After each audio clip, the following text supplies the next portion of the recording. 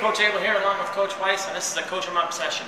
Just real briefly, I want to give you sort of an idea of what coaching is and why we call ourselves coaches and not trainers. And I think there's a lot of confusion in this industry that they're the same thing, and they're not. And this is a segment from my new book that I'll have coming out by springtime. And it's the difference. It's all about coaching in the fitness industry and online coaching in the fitness industry and why it's so important. And part of that is what I call the triangle of awareness. In other words, trainers coach programs, coaches coach people. And that's a huge difference. I think people have too much oversight on manipulating a program so they understand all this information and so they can answer the question what, but they can't communicate the how and why. Not to mention they have to understand where their client comes from, and this is what I call the triangle of awareness in terms of putting a client and slotting them into what is their physical, emotional, and mental balance in a triangle. Where is it weighed in terms of application of the program, in terms of consistency, discipline?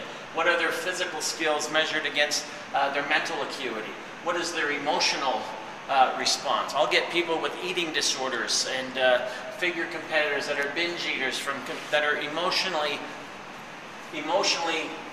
long, or they're emotionally emphasized, and their physical skills are still good, but their mental skills in terms of balancing what it matters to be great competitors is missing. So I focus on what's called the triangle of awareness of the person, the physical, mental, and emotional triangle, to look where the emphasis is. What we basically want is that nice isosceles triangle where we can always work on the physical skills as long as the mental and emotional balance is along with it. And Coach, you must see a lot of that. Yeah, and when you first encounter a new client and they contact you and stuff, that's probably the first thing that you have to go to is start analyzing this type of stuff before you start banging out a program for them based on what their goals or supposed goals are.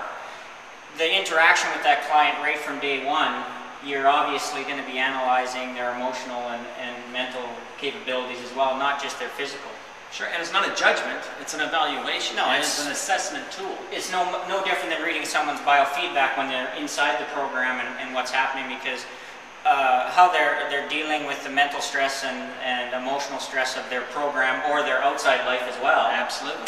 Has a whole lot to do with what their biofeedback's doing as well, which is going to change how you manipulate their program and that. The program is essentially a template that you continue to manipulate. The program is part of coaching the person. It's not the be-all, end-all of coaching the program. That's what trainers do.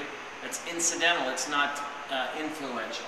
So coaching is beyond the physical, and it's funny that the information media of the fitness industry has yet to address anything about coaching.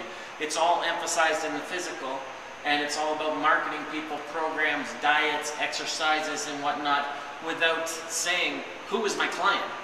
You know, if I have an overachiever and an underachiever, which is also a chapter in the book, I can't speak to them the same way or expect the same things from them. And to try to dictate so based only on the physical is to negate your actual client. I'm Coach Abel, this is Coach Weiss. This has been a Coach 'em Up on what coaching actually is.